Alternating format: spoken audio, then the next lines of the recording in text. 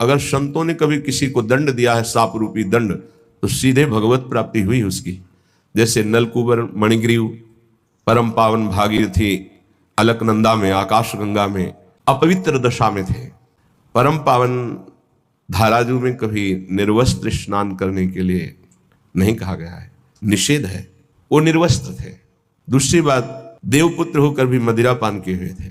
कुबेर जी के पुत्र हैं, धनाध्यक्ष कुबेर। धन मद इतना बढ़ा कि परम पावन गंगा जी में भी खड़े होकर मदिरा पान करके ऐसे लौकिक विलास था। तो जे ही देवर्षि नारद जी गए तो अप्सराओं ने तो वस्त्र धारण करके उन चरणों में प्रणाम करके लज्जापूर्ण स्थिति में खड़ी हो गई, लेकिन वो निर्लज्ज मदिरा पान किए हुए ऐसे, न कोई प्रणाम मुद्रा न कोई। तो उन्होंने कहा, तुम इतने बड़े महापुरुष के पुत्र होकर ऐसा आचरण करते हो, जाओ मैं तुम्हें शाप देता हूं, वृक्ष योनि को प्राप्त हो जाओ।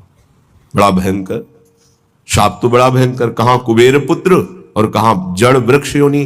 पर कृपालु नारद जी ने कहा, वृक्ष तो बनोगे पर नंदालय के द्वार में वृक्ष बनोगे, और भगवान सर्वलोक महेश्वर जब अवतार लेंगे तब तुम अपने स्वरूप में आ जाओगे।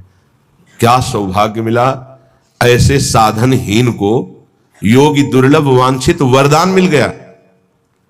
प्रभु उस नारद जी की बात सत्य करने के लिए जब मैया ने ओखली में बांधा तो ओखली घसीटते हुए वहां पहुंचे और दोनों वृक्षों के बीच में फंसा के ऐसा झटका मारा, दोनों वृक्ष गिर पड़े और उनसे दिव्य पुरुष यही नलकूबर मणिगिरी प्रकट हुए और भगवान का दर्शन, भगवान के वचन, भगवान का स्पर्श प्राप्त किया।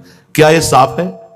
विचार करो, ये शाप नहीं है तो वरदान से भी श्रेष्ठ है। अगर कोई हमें शाप भी देता है तो हमारे कर्म का मार्जन होता है, हमारा कोई नाश नहीं कर सकता, हमारे कर्म ही हमको दंड देते हैं।